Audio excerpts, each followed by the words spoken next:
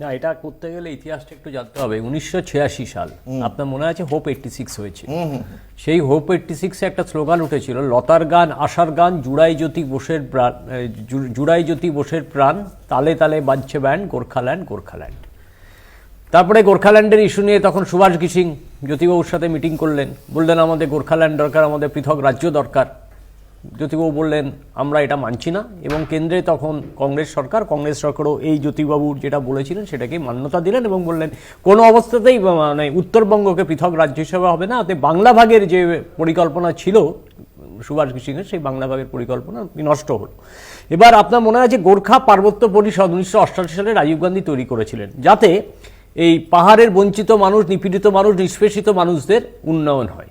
তারপরে আমরা দেখলাম 2011 সালে পট পরিবর্তন হলো, থেকে চেঞ্জ হয়ে গেল, জিটিএ হলো। এই জিটিএ হওয়ার পর জিটিএতে কেন্দ্র, রাজ্য এবং জনমুক্তি মোর্চা একসাথে জিটিএ করলো, কিন্তু আমরা দেখলাম জিটিএ কোথাও একটা গিয়ে ওই পাহাড় আসছে, জঙ্গলমহল কাঁদছে না কি সব বলছিল, কোথায় গিয়ে হাসি মিলিয়ে গেল। এখন জঙ্গলমহল পাহাড় দুটোই কাঁদছে। এখন প্রশ্ন হচ্ছে, দেখুন এখানে একটা ধর্মীয় জাতিগোষ্ঠীর ব্যাপার আছে, রাজবংশী। এই রাজবংশী যার দিকে থাকে তারা পাহাড় দখল করে। আপনি যদি ইতিহাসের প্রেক্ষাপটে এবং নির্বাচনের প্রেক্ষিত ভালো করে লক্ষ্য করে দেখেন, সেখানে দেখবেন রাজবংশীর ভোট যার দিকে গেছে, যে ভোট যে সময় জিতেছে সে গেছে। এর মধ্যে 35% রাজবংশী, ফলে সেটাই একটা বড় ফ্যাক্টর।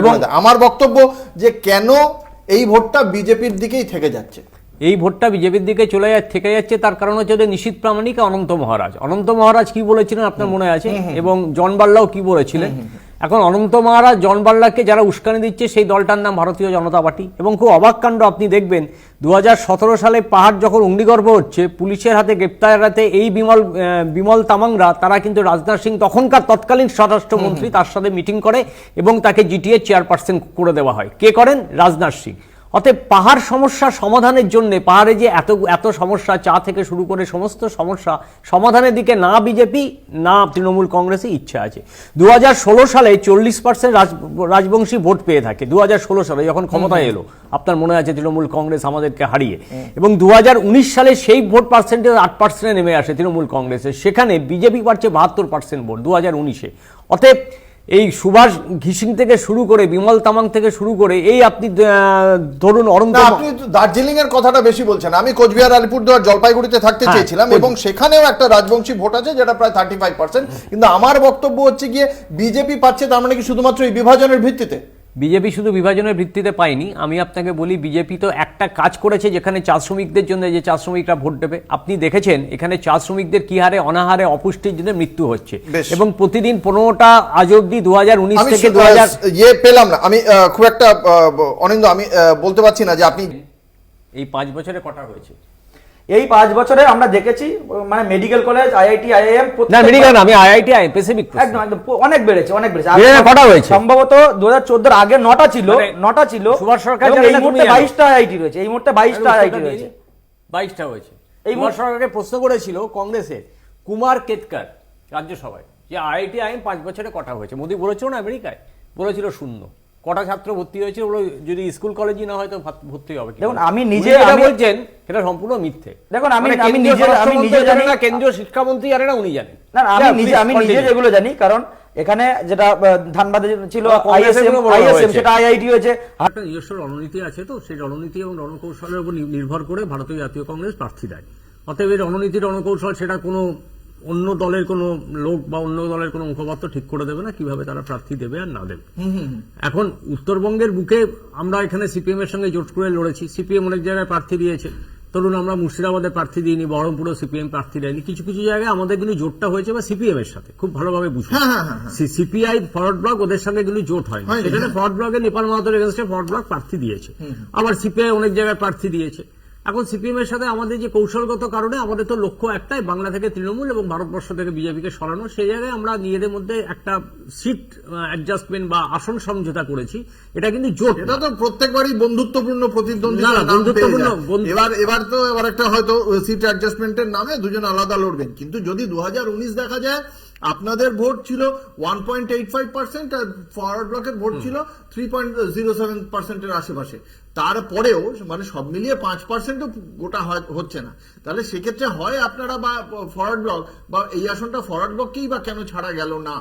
না না, ফ্রড ব্লককে ছাড়া যাবে কেন? আমাদের সঙ্গে সিপিএম এর কথা হয়েছে এবং সিপিএম আমাদেরকে যেখানে প্রার্থী দিতে বলেছে এবং সিপিএম এর সঙ্গে জোটে সিপিএম যেখানে প্রার্থী দেবে বলেছি সেই জায়গায় আমরা প্রার্থী দেয়নি। আপনি যেমন 2019-এর কথা বললেন, তার পরের পঞ্চায়েত নির্বাচনটায় আপনি দেখবেন বাম কংগ্রেসের জোট 21% চলে গিয়েছিল, যতদূর মনে হচ্ছে 21.23%।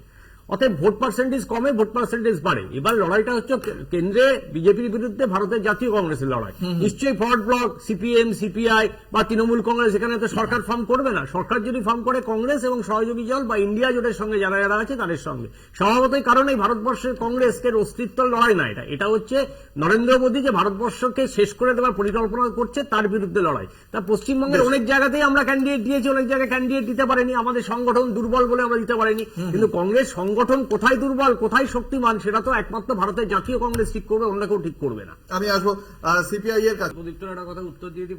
প্রদীপ্ত বলছিল যে অধীর চৌধুরী মেরেছেন, ব্যাপারটা সেরকম না। অধীর চৌধুরীর দিকে তৃণমূল কর্মী সমর্থকরা ধেয়ে গেছেন বলে ওনার ক্যামেরার অ্যাঙ্গেলে লেগেছে ওনাকে মারতে, মানে অধীর চৌধুরী মেরেছেন। আসলে অধীর চৌধুরী যারা দেহরক্ষী তারা ওই তৃণমূল কর্মীকে সরিয়ে দিয়েছেন, কারণ অধীর চৌধুরীর উপরে নাহলে হামলা হতো, সেই কারণে তাকে প্রোটেক্ট করেছেন। 1 2 নম্বর হচ্ছে এই গোমাংস, গোমাতা বলে বিজেপি, কেরাম বিজেপি বলা হয়েছে গোমাতা। গোমাতা মানে যে তাকে পুজো করতে হবে, সেই গোমাতাকে আবার রপ্তানি করছে গুজরাটের 6টি শিল্পপতি এবং তারা হাইস্ট ট্যাক্স পেয়ার হচ্ছে, one of the highest tax pair.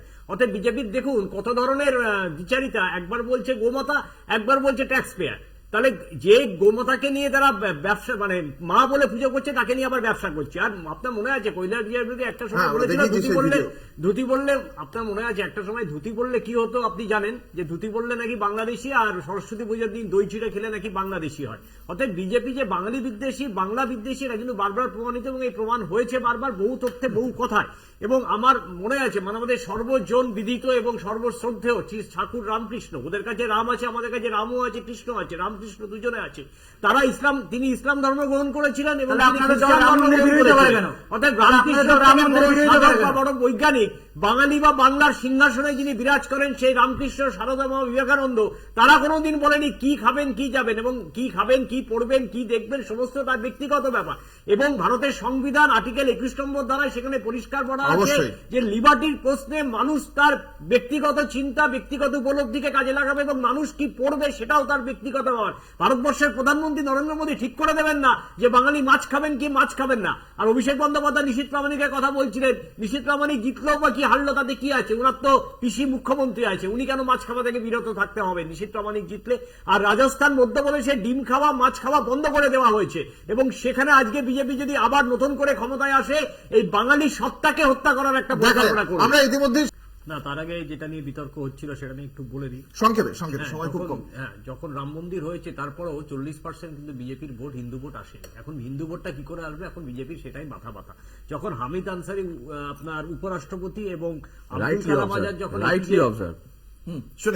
আপনি যে তখন হিন্দুরা তখন খাতরে ছিল না। আজকে যেখানে উপরাষ্ট্রপতি থেকে শুরু করে রাষ্ট্রপতি, প্রধানমন্ত্রী, স্বরাষ্ট্রমন্ত্রী, অর্থমন্ত্রী সকলে হিন্দু, সেখানে হিন্দুরা খাতরে আসছে। এটাই হচ্ছে আসল কথা, 1 নম্বর।